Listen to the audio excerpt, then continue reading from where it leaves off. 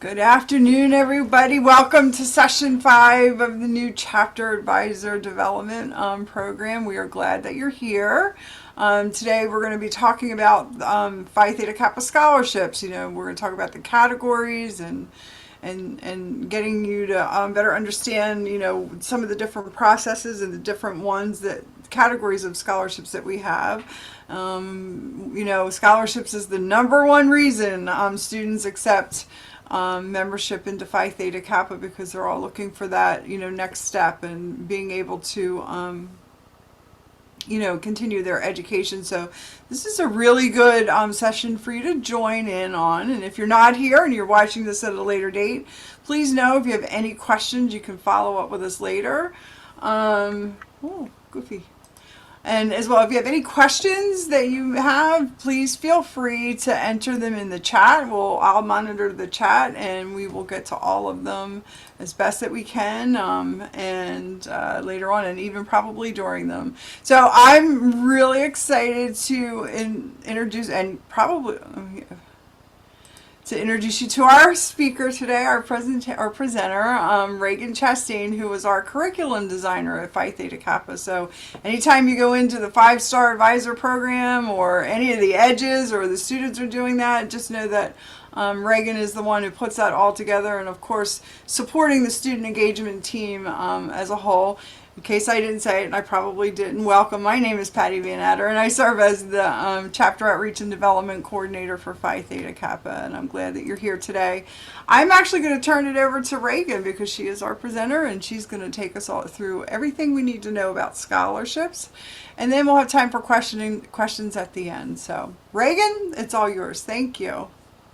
Good afternoon, everyone. As she said, my name is Ragan Chastain, and actually my first experience with Phi Theta Kappa scholarships was actually as an advisor to Sigma Lambda. That's a chapter in Alabama.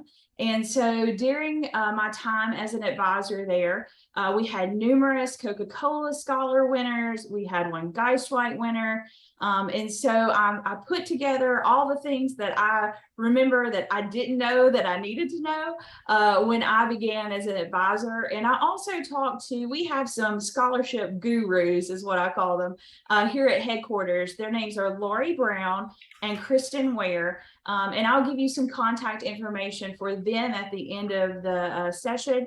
And if you have any additional questions that maybe we don't make it to, or maybe you ask a question that I don't quite have the best answer for, then we can definitely put you in touch with our gurus, and they can always answer your questions. So I'm really excited about sharing this information today. I will say that probably scholarships was one of my absolute favorite things about being an advisor. I just knew that that having helping these students with these scholarship applications, it could really make a difference in their lives and having them continue their education. So let's go ahead and jump in. We're going to get started with basically, a lot of times students get confused, and sometimes even advisors, because there are two different types of scholarships that are associated with Phi Theta Kappa.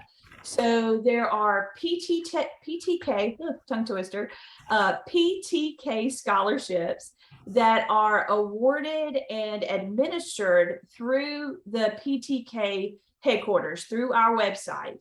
And then there are scholarships that are for PTK members that are awarded through the college that these students plan to attend.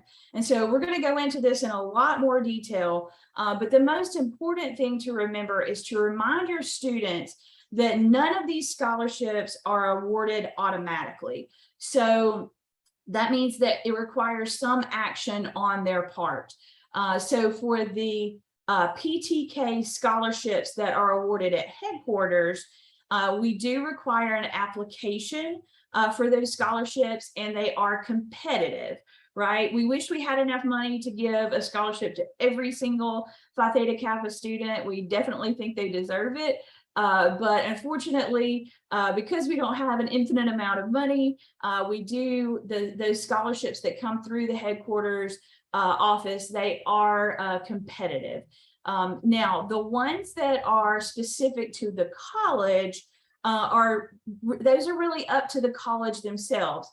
They may or may not require an application, but they are obviously going to have to, the students are going to have to self-identify. So a lot of times what that would mean at most of the colleges in Alabama where my students would go is that as an advisor, I would have to write them a verification letter. And it was very short. I verify that student X is a member of Phi Theta Kappa in good standing. Done, right? So it doesn't have to be a complicated thing. It's a verification, not a recommendation, or at least it was for most of the colleges, like I said, in the state of Alabama. And then that student, again, it depends on the college. It could be that the college has a competitive application as well for their Phi Theta Kappa scholarship, excuse me, or it could be that they're automatically awarded. And we have some of both kinds in our state. I'll just give you an example. Athens State used to give 10 scholarships, so those were competitive. But like the University of North Alabama, any Phi Theta Kappa student from anywhere who wants to go to the University of North Alabama, all they have to do is prove that they're a member and they get a scholarship. No, that's it. So it doesn't matter if there's 500 of them or 5,000 of them, they have that option. So again, let's go ahead and talk a little bit deeper about the scholarships that are competitive, that are in the Phi Theta Kappa wheelhouse. So those are, there's about 25 different programs, and you can see I have some of them listed here. We award about 600 scholarships a year. And the total dollar amount is about $1 million. So we're talking about some pretty lucrative scholarships. And some of these students could win multiple scholarships. I had a couple of students that won a Coca-Cola scholarship, also won a Guy Sweat scholarship, and also won an all academic team scholarship. So these can be stacked. The other really nice thing about these scholarships, the ones that are awarded through headquarters, they are paid directly to the student, which is, amazing, because then students can use that for tuition, or they can use it for groceries if that's what they really need. So that is one benefit of getting a scholarship through Phi Theta Kappa, is that it can be used for whatever purpose the student needs. So just a kind of a quick overview, there is a application, and we say open year round. That's mostly true. We do have to, at the deadlines for these application times, we have to pull that information down and, assess that information. And then we reopen the application again. So it may be down for a little while for us to pull the information, and then the application goes right back up. There is an eligibility quiz, and I'm not going to go into a whole lot of detail in this presentation, but I think we have another one scheduled later in the year. But basically, the students will complete the eligibility quiz, and that will tell them what scholarships they are eligible for. So it's one application, and then their name basically gets thrown in the hat, so to speak, for every scholarship that they are eligible for. So the fall application, most of the scholarships on that application are for your students for when they transfer the following year. So if you have a student who is going to transfer to a four-year institution in 2023, then they need to be filling out the fall application right now. It is open. They need to start right now. It is a fairly lengthy application, and if they don't have enough detail to go in it, then they still have plenty of time to work out, some stuff and do some more extracurricular type things, so that they can add that to their application. So again, fall application is for students who plan to transfer the following year. And the deadline for that is December 1st. And I know that sounds like a long time away, but it will be here before you know it. And then the spring application, That is for students who plan to continue at the community college the following year. So if you have a student that's kind of brand new to Phi Theta Kappa, and this is just their first year maybe at community college, or maybe they are part-time, so they're going to be at the community college for several semesters, then that's what the spring application is for continuing at the community college for the following year. And a lot of people, we don't have as many people apply in the spring. It's not as used as it should be, and at least in my opinion, because a lot of times, we get our students and they don't join Phi Theta Kappa until they've been there several semesters, and so then they've already got too many credits to do that spring application. So I encourage you to encourage your students to join sooner, and then hopefully take advantage of that spring application. So several websites on this page, which are really, really good websites, and I think I have them again on the final slide also. But the first one is that scholarship application, and that is the same one for fall and spring. So if you have a student, for example, that is going to be around, they're starting now and they're still going to be around next year, you could go ahead and have them start the application. All their information will still be there, so they can just keep updating it as they move closer to that May deadline. So the application is at scholarships.ptk.org. And then the eligibility details, which we get a lot of questions about that. And there's a lot of different scholarships, and some of them have more detailed eligibility questions than others. So we just always point people to ptk.org/scholarships. And then there's some resources, especially for your students as they're working on their application. There's a question on there that's called significant endeavor essay, and we get a lot of questions about that.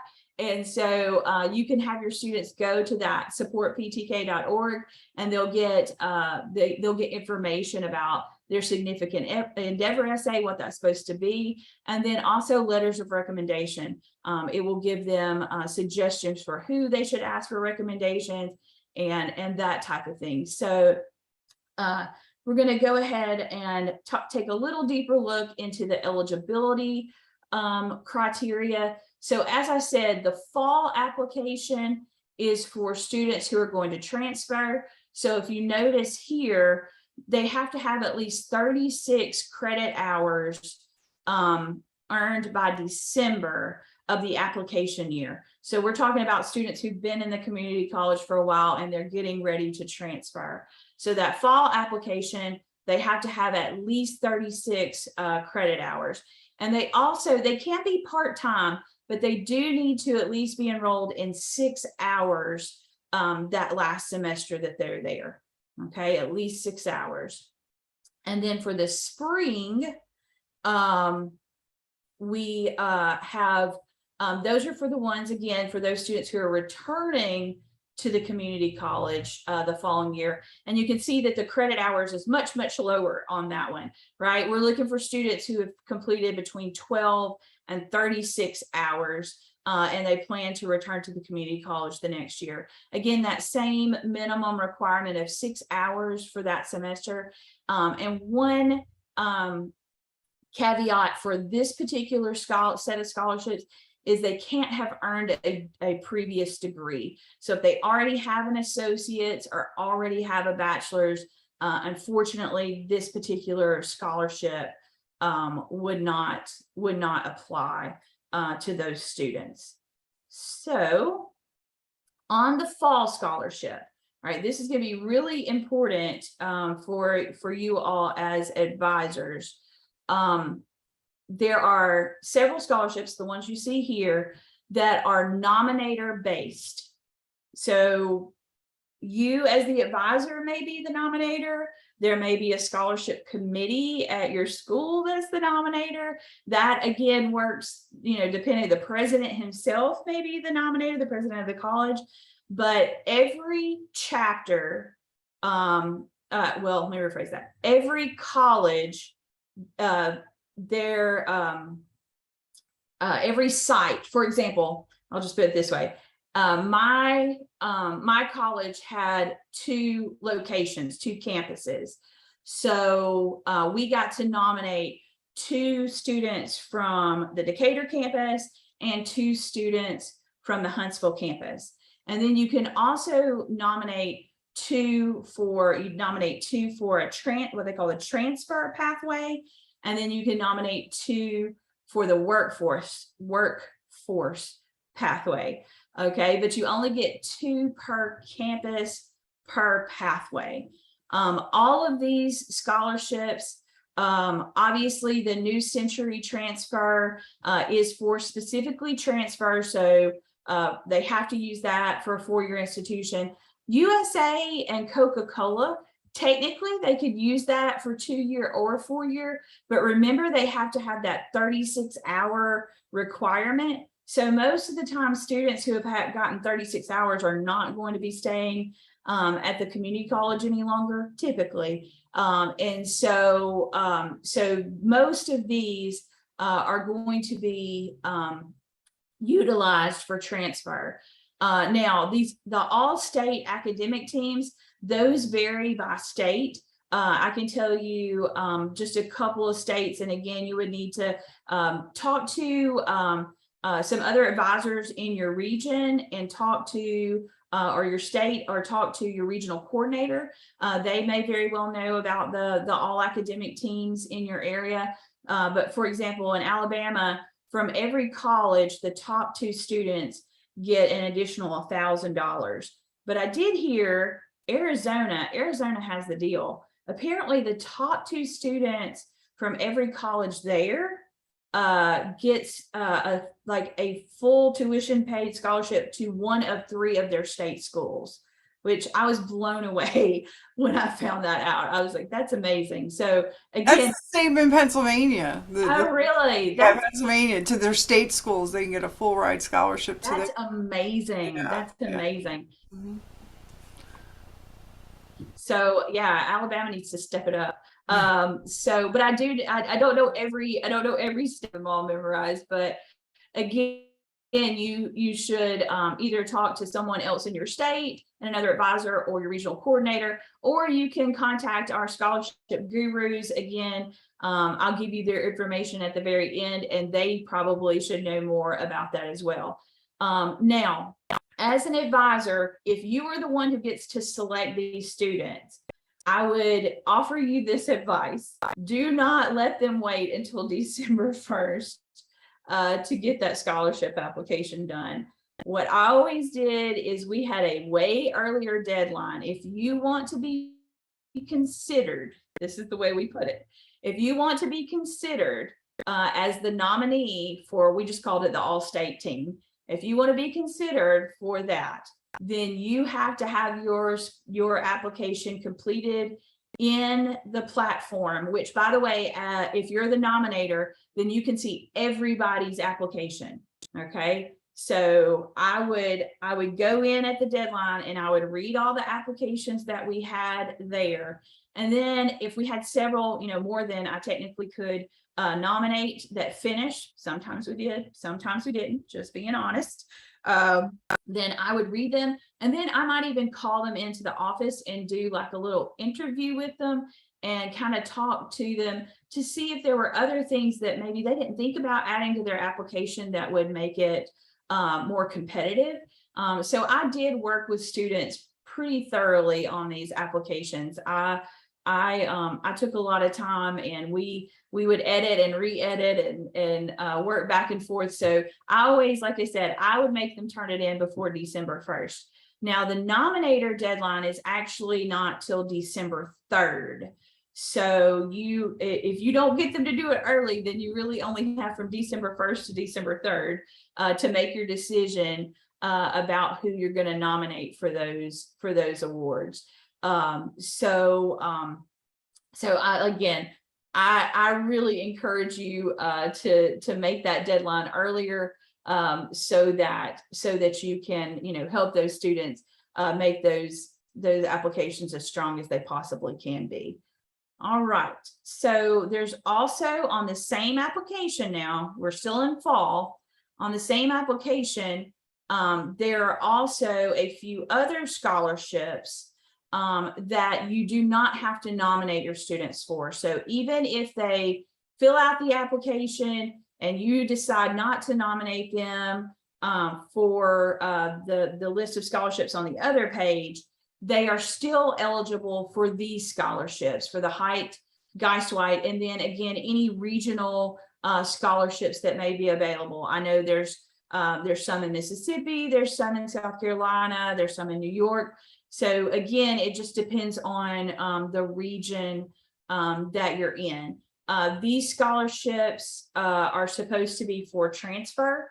And you can see these are actually even more lucrative, 5,000 each and 754 for each of those awards, right? So this is a pretty good chunk of change for these particular scholarships. And again, these students do not have to basically be nominated for these. If they finish the application and they meet the eligibility criteria, then they are automatically they can automatically be part of the scholarship pool for these. All right, we're moving to spring. So for the spring, these are intended to defray educational expenses while they're getting their associate's degree. So remember, the deadline is like in May, and then they would get awarded that following fall to continue at the community college. Several of these are specific to certain programs. For example, there's several of them that are related to, for example, criminal justice, emergency medical services, fire engineering, fire prevention, criminology, forensic science. So several of these do have specific criteria that the students must be going into a particular major in order to receive those awards.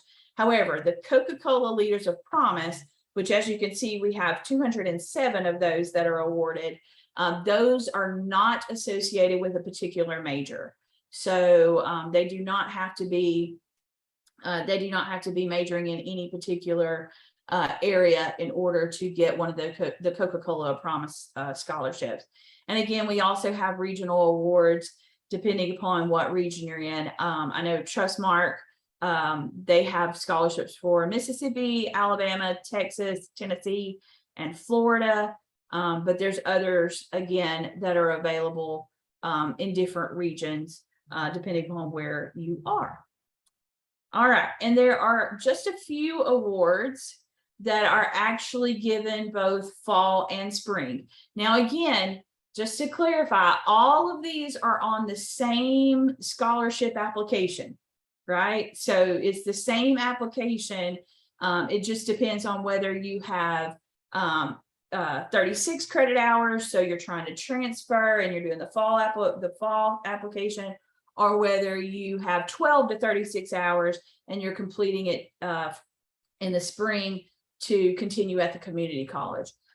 So the TEK is for students who are majoring in theater, performing arts, graphic design, those types of things. The Obendorf is our we call it the Lifeline to Completion. So these are for students who basically they encounter some unexpected financial barrier, some catastrophic loss, a natural disaster, a major illness, change in their dependent status. So unfortunately, these are really for students who are having hardships within the last 6 months. And again, they call it the completion scholarship because we want them to be graduating within the next 18 months. So you see here that there are 15 of those. That's 15 per year. So, you know, it just depends on how it plays out. It might be 7 in the fall and 8 in the spring, or it just depends on, you know, we try to give 15 total away, but it just kind of depends on the applications that come in, how many get given away any particular semester. If you have nursing or allied health students, they may be very interested in this study buddy, the prep materials. I am not as familiar with the healthcare side of things. I was a math teacher when I was at the community college. So, but I do know that our students that were in nursing definitely use these types of tools to prepare for their testing, their national boards and all that kind of testing. So those are all of the scholarships that are either fall, spring, or fall and spring housed on the Phi Theta Kappa website. So, so you would take that eligibility quiz, the students would take that eligibility quiz, and it's going to tell them what programs they're eligible for. So this is kind of a screenshot here you can see. And they need to be truthful, right? They need to be honest, because they are going to have to submit their transcripts in order to actually receive the award. So if they say they've got, you know, 14 hours and they really have, you know, 43 hours, then we're going to catch that. So, the application, you can see that it's complete when they get the little green check mark here. Obviously, these are not done with the big orange caution kind of sign there. And then there is no actual formal submit button. I mean, you don't have to formally submit it. There's a button at the bottom, but once the deadline ends, we're going to pull everything that's in there that is actually eligible, and we can't. It will send them a message saying that they're done, but we can't replicate that email. So once they've done it, it's they either get it or they don't. So I think that is all I wanted to say there.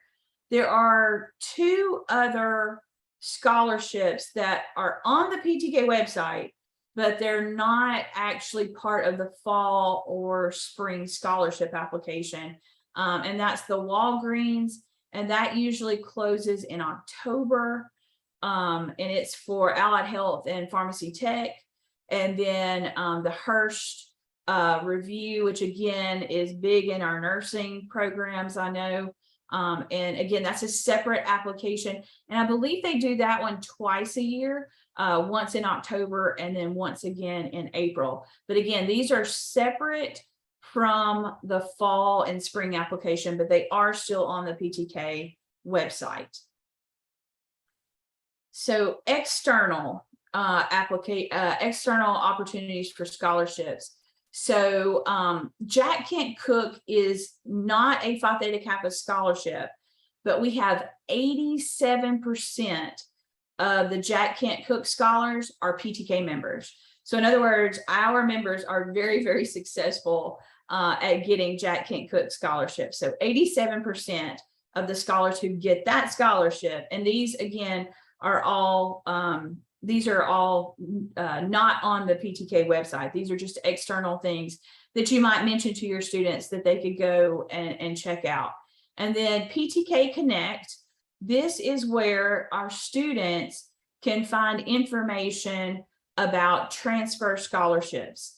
So we have over 850 campuses that have scholarships that are specifically designated for PTK members. It's about $46 million worth of scholarships. So, and you can see, this is kind of our map of where those scholarships are, the colleges are that are offering those scholarships. This is our scholarship team that deals with the transfer students, Heather and Ronnie, and they basically have built PTK Connect. They talk to those four-year institutions and convince them that our students are the best students and that they need to offer them scholarships. So a couple of things that your students can do, where to get started. We have a course called Transfer Edge. So it will help them with everything from scholarship applications to essays, even narrowing down where to attend school. What are their criteria and priorities versus what schools they should go to. And then the other one is PTK Connect. That's where they're going to find those scholarships that are associated with the different institutions. And I would also, I'm preaching to the choir, I'm sure, but encourage them to talk to the transfer advisor at those institutions they plan to transfer, because obviously those schools know what kind of scholarships they get, and those transfer advisors are going to be able to help them out with that. So those are just two of the tools that PTK offers to help students get started. Thanks, Patty. Yes, the Transfer Edge, all of our edges are at getanedge.ptk.org. And then finally, just a few best practices, just best practice tips that you can give to your students. Obviously, start early. That was in bold for a particular reason.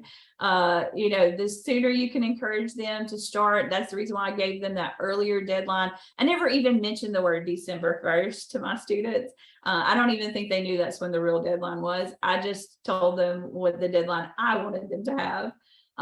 They need to be, of course, authentic and give specific details. I always, my mantra is, and this is true for hallmarks, and this is also true for scholarship applications. You want to know how many, how much, and how often. So if they can give those details all the way through how many, how much, and how often, that's going to help them paint a better picture for us. And we'll be hopefully be more likely to get them an award. So we want to know what they're passionate about, and how that connects, how that passion connects with what they want to be in the future. So I kind of have this little image here, a kind of infographic kind of thing, where the major that they want needs to connect to their career, obviously. And then I mentioned the significant endeavor a little bit.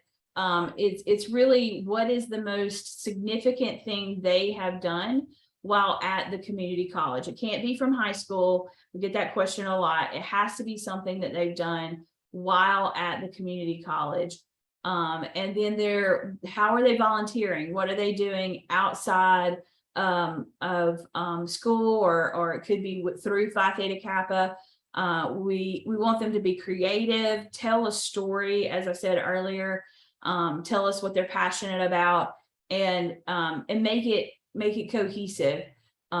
So just like when we're reading the Honors in Action in College project, the more detail you can give, don't take for granted that if they decide to write about College project and Honors in Action, for example, as their significant endeavor, which a lot of our students do,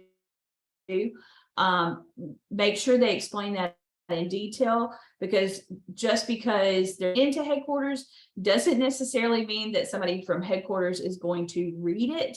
It may be read by an outside source, so they may not know what HIA and CP are.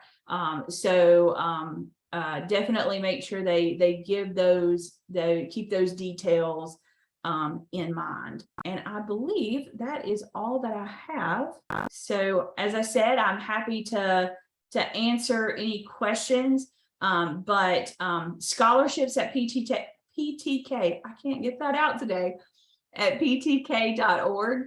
That will get you our gurus. I mentioned them earlier, Kristen, and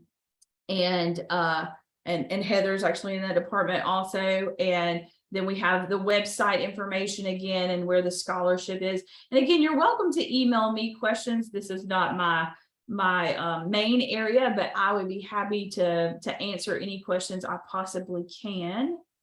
So if anybody has anything in the chat, or if anybody wants to unmute and ask anything specific.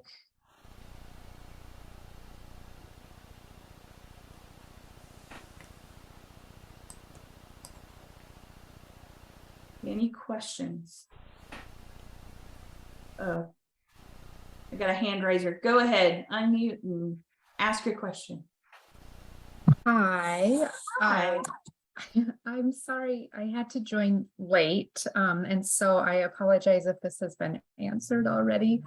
But what I'm wondering about is on the scholarship dashboard, when students are completing that, obviously red means they haven't it's not finished, and green means things are looking really good. But what kind of, when it's in the yellow zone, right? Like, what advice can I give to my students to get from that kind of yellow zone to the green zone? So if it's a weak application, how do I get them to move toward a strong application? So I always, what that means is they have not actually completed some section of the application that they need to complete. So it's not really evaluating what's in there, right? As far as like the content of it, that just means that there are questions that they haven't answered in that particular section. And I think I always just had a personal conversation with my students, because a lot of times they don't think about things that they do outside of, as long as they've done it during their community college time, then they can put it on their application. Again, they can't, they can't put things that they did, when they weren't in community college. But for example, if they coach their kids' little league team, that's a leadership, a leadership thing, and they could use that on their application. And a lot of times they don't think about those kind of things. So a lot of times for me, it was just about having a conversation with them. And as I asked them more questions, then I learned more about them. And then I'm like, well, why didn't you use that on your application? That would have been a perfect answer for this section. So I think a lot of times it has to, it does have to be a, kind of a one-on-one thing. Or you could maybe, make a list of things that they could add to their application that maybe they don't think of if you didn't want to do it one-on-one. So yeah, that's kind of my thought there. Let me see what else we got. Just to be clear, they only need to submit one application for PTK scholarships. That is correct. So the fall and the spring application is the same one. And that if they are eligible for if they've got the right credit hours, right? It's based on those credit hours. If they have the right credit hours, then their application will be submitted for all of the things that apply to them. The ones that were separate, if you remember, I mentioned there were two that are on the PTK website, right? So those are all separate from PTK. Everything on this screen is not done through the website. It is separate from PTK. These two right here are not on the fall and spring application, but you can find them on the PTK website. I hope that answered that. Are you able to see the portal from the student view? But so if you are the nominator, that's a great question, Melissa. If you are the nominator, you can actually see what every student has put into the portal. That was always important, is to be able to see what the students have done. So you can definitely see that if you're named as the nominator. Let's see. Okay, so somebody had to leave. See, are there scholarships only for students who are attending? Yes. So you have to be enrolled. You have to be enrolled in the community college to get these scholarships. I believe that's what you're asking. Mm-hmm. And I think that's all the questions on here. Yeah, if you remember, I think the fall and the spring were both 6 credit hours that the students have to be enrolled in at the time of the application. Now, I guess I shouldn't speak for those external scholarships, the Jack Kent Cook, the Fulbright, and I'm not sure about those. I don't have enough information to speak on those as far as whether you have to be enrolled. I would assume so. But those are external to Phi Theta Kappa, so I'm not 100% sure of their eligibility requirements. Anybody else? These are great questions. Thank y'all. Just wanted to clear just a few things. If anybody else has a question, please raise your hand and we promise we will get to you. But I just wanted to let everybody know that we have moved all of the recordings of the sessions to the advisor 5-star curriculum page. These are the sessions that are meant just for advisors. So whether you're a new advisor or you've been coming to the ones that are for more seasoned advisors and you have access to them, we just ask you to go to, I'm going to share my screen, thanks. I'll show you where to find that on ptk.org. So when you log into the portal, if you go into the under the advisor section is blue, go under advisor curriculum, the 5-star plan. It'll take you to the 5-star plan. It's getting there. A little slow today. If you haven't taken a look at this, please do. There's lots of information on scholarships included in this and all of our programming. But you'll just want to go in here. You don't have to complete the program to see our session recordings, right? So you're just going to go into the curriculum and scroll all the way down to the bottom. You'll see those are the activities to complete to become a 5-star chapter advisor. I encourage it for everybody.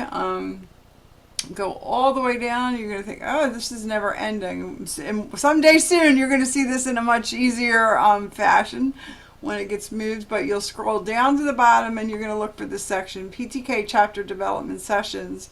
Our calendar is here, my hours if you'd like to meet with me virtually. And then all of you that are on have been registered and will have immediate access. So here are the 4 prior sessions. Tomorrow I'll put up session 5 and the PowerPoint, Ragan's PowerPoint, and this session will be included there. And then we have the rest of the sessions, right?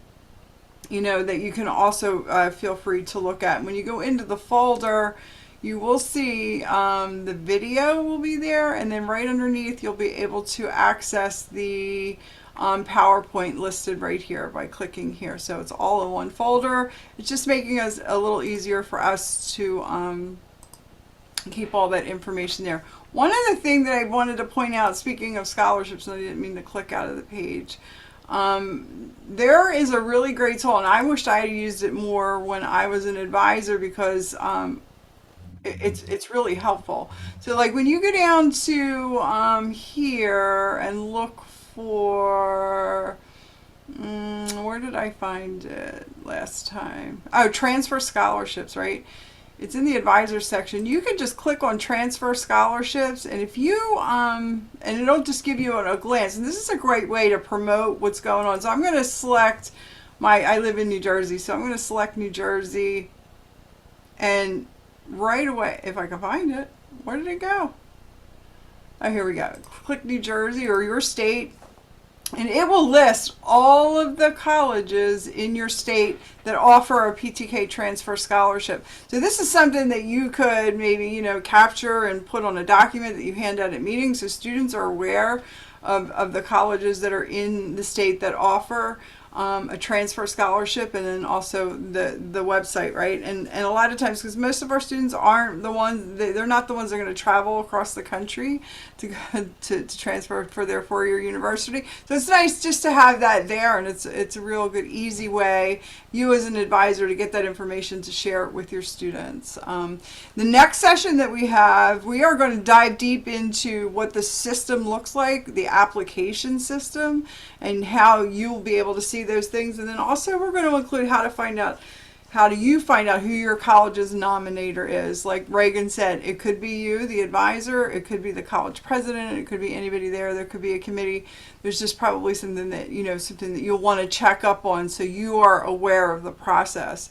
I know when I was a chapter advisor, we would collect them. I would send all of the completed applications to the nominator in our college. They had their own committee. They decided and then told us who the four, so in each program that would move forward, right? And so that's something you want to check into now, because if it's a process like at my college, I don't want to make it sound like it was this big huge process, but it was a full committee that decided on who those students would be representing the college. So you don't want to wait till the last minute to find out who that is, and we will show you on September 7th how you can find out that information as well, or who to check with at your college. So are there any other questions about scholarships or anything we talked about today? No? Wow. You guys want to get out early, right? Because, it's been a long day, right? I can't hear you, Yvonne. You can unmute.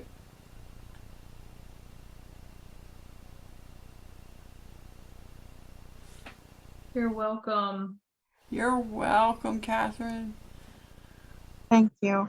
Oh, you're welcome, Yvonne. Thank you all for coming. We are cheering you on. Please feel free to reach out to us if you need any additional support or information as this process comes on. We don't want you to be worrying or struggling over trying to figure it all out. So have a great day and a great rest of the week, and we'll talk to you soon. Thank you. Hanui.